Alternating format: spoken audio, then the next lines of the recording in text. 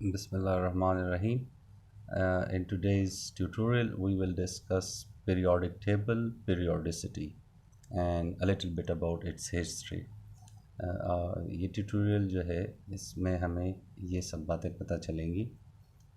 इसमें हम ये देखते हैं हिस्ट्री और डिस्कवरी जो है इसके बारे में जो है जो आपको पीरियोडिक टेबल के बारे में पता है। जो एक टेबल है आपको क्लासरूम में साइंस लैब्स में जो है ये अक्सर लगा हुआ होता है। इस पर एटम्स जो है वो अरेंज है, डिफरेंट एलिमेंट्स जो है उनकी अरेंजमेंट हुई हुई है और ये अरेंजमेंट जो है इस टेबल से हमें इसको स्टडी करने में आसानी मिलती है। इसके सुपरस्क्रिप्ट सबस्क्रिप्ट से जो है हमें इसके एटॉमिक मैसेस और एटॉमिक नंबर का पता चलता है। इनकी जो है इनकी जो प्रॉपर्टीज़ हैं उसके बारे में पता चलता है कि इसकी फ़िज़िकल और केमिकल प्रॉपर्टीज़ जो है वो कैसे चेंज होती हैं। तो फर्स्ट जो है इसकी हिस्ट्री है जो आपके बुक में है। हिस्ट्री और डिस्कवरी क्या है? एज़ यू नो कि जो एलिमेंट्स हैं वो डिस्कवर हो रहे थे और इनको स्टडी करना इंडिविजुअली इनको स्टडी करने के लिए काफ़ी सारा टाइम चाहिए होता था। काफ़ी सारा टाइम रिक्वायर्ड होने की वजह से जो है ये मुश्किल था साइंटिस्ट के लिए कि एक एक एलिमेंट को इंडिविजुअली जो है उसके प्रॉपर्टीज़ के साथ जो है वो स्टडी करते, उनकी फ़िज़िकल और केमिकल प्रॉपर्टीज़ को नोट करते। इसी वजह से इनकी अरेंजमेंट जो थी कि इसको एक अच्छे पैटर्न के साथ, एक अच्छे मैनर के साथ अरेंज किया जाए ताकि इसको आने वाले केमिस्ट के लिए जो है वो स्टूडेंट्स के लिए आसानी हो इसको स्टडी करने में। तो इसकी जो हिस्ट्री है वो कुछ इस तरह से है कि 18th सेंचुरी तक जो है 23 एलिमेंट जो है वो डिस्कवर हुए थे 18th सेंचुरी के एंड तक, क्योंकि 1870 तक जो है वो 65 एलिमेंट जो है वो डिस्कवर हुए और 1925 तक 88 एलिमेंट जो है वो डिस्कवर हो चुके थे। काफ़ी सारे एलिमेंट जो है वो डिस्कवर हुए और आज जो है हमारे पास 109 और 119 एलिमेंट जो मॉडर्न पीरियोडिक टेबल है इसमें है। ये इंक्रीजिंग एटॉमिक नंबर के लिहाज से जो है वो अरेंज हो गए। पीरियोडिक टेबल की हिस्ट्री के बाद जो है आपको ये पता है कि हमने जो है शुरू में कहा कि पीरियोडिक टेबल क्यों जो है इसकी ज़रूरत पेश आई। पीरियोडिक टेबल की ज़रूरत इसलिए पेश आई कि एलिमेंट्स की फ़िज़िकल और केमिकल प्रॉपर्टीज़ के बारे में पता चल सके और इंडिविजुअली इनको स्टडी करना जो है वो मुश्किल काम था। इसलिए कोई ऐसा टेबल हो जो कि इसको आसानी से स्टडी करने के लिए कोई न्यू वेज जो है वो डिफ़ाइन करे। इसके लिए डिफरेंट साइंटिस्ट ने डिफरेंट टाइम्स में जो है काम किया।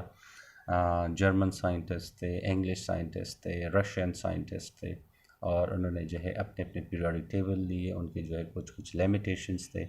जैसे डोब्राइनर जो है ट्राइड्स थे, उन्होंने जो है किया होता कि सारे एलिमेंट जो थे वो 3 के जो है वो रिपीटिशन में थे, यानी 1, 2 और 3।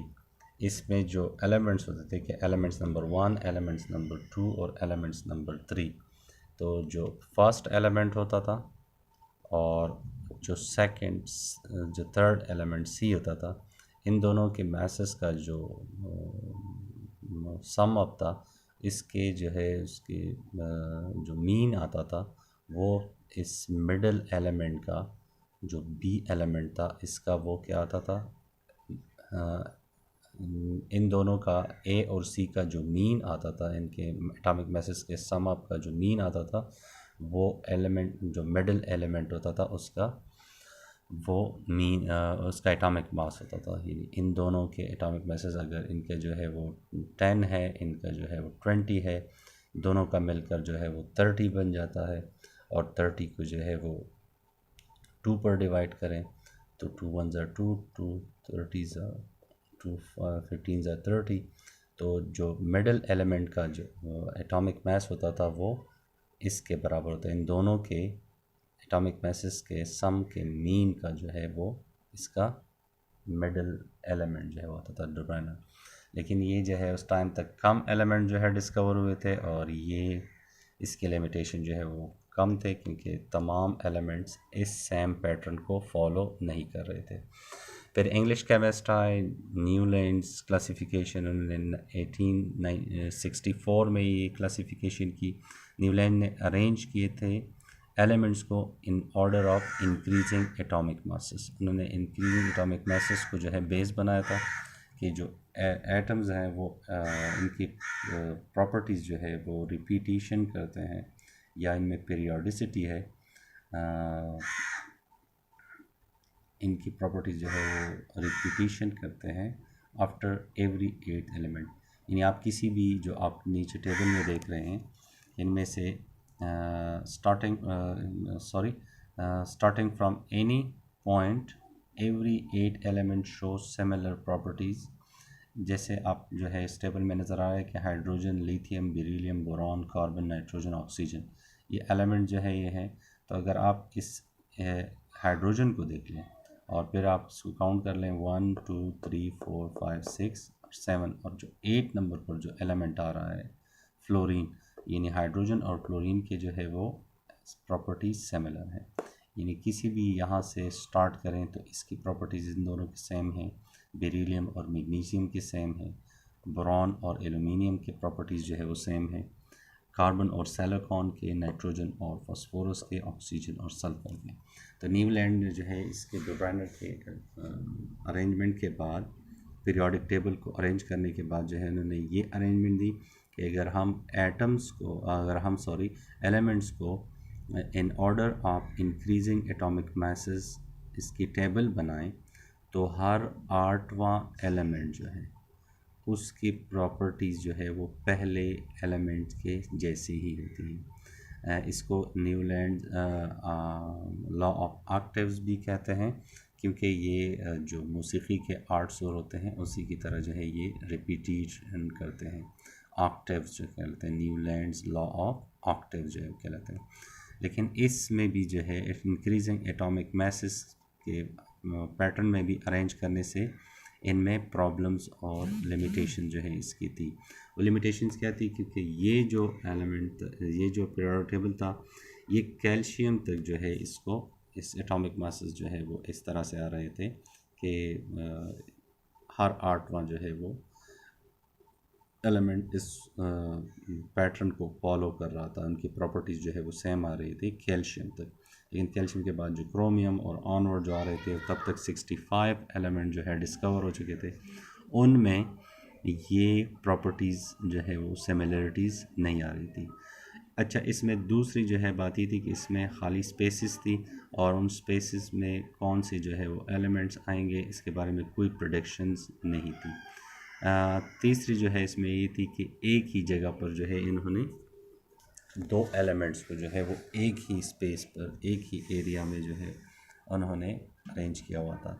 और वो क्या थे कि उन्होंने कोबाल्ट और निकल को जो है उसकी एक ही प्लेसमेंट की थी इसकी इस अरेंजमेंट में, जिनकी प्रॉपर्टीज़ जो है वो डिसिमिलर थे या सिमिलर प्रॉपर्टीज़ वो नहीं रखते थे, लेकिन उन्होंने एक साथ रखे थे।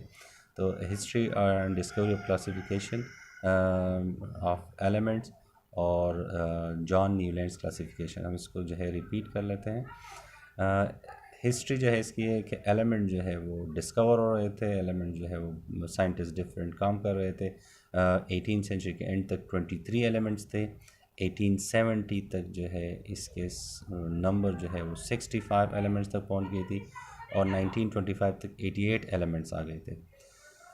आज हमारे पास जो है वो 109 एलिमेंट्स हैं या इससे भी ज़्यादा है। जो टुडेज़ साइंटिस्ट हैं वो कॉन्स्टेंटली इस पे काम कर रहे हैं और न्यू एलिमेंट जो है वो उसकी डिस्कवरियां हो रही हैं, जो मॉडर्न पीरियोडिक टेबल में आपको क्लासरूम में और लैब में जो है मिलता है। न्यूलैंड क्लासिफिकेशन जो है, इन्होंने 1864 में, न्यूलैंड एक इंग्लिश केमिस्ट था, इन्होंने एटम्स को, एलिमेंट्स को अरेंज किया in order of increasing atomic messes.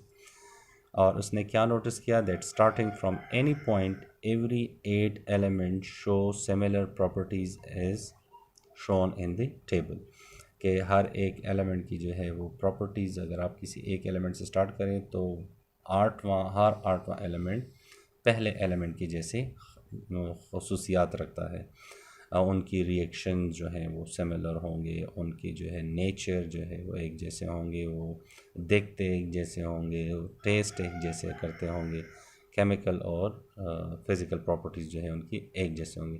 तो ये वो मौसीकी के 8 सुरों जैसे हैं, 7 सुरों जैसे हैं। तो ये 8वां एलिमेंट जो है 7वें एलिमेंट के बाद जो 8वां एलिमेंट इस तरह से आता था जैसे मौसीकी के 7 सुर आते, इसलिए इसको न्यूलैंड लॉ ऑफ ऑक्टेव्स भी कहते हैं। इसमें अगर आप देखें तो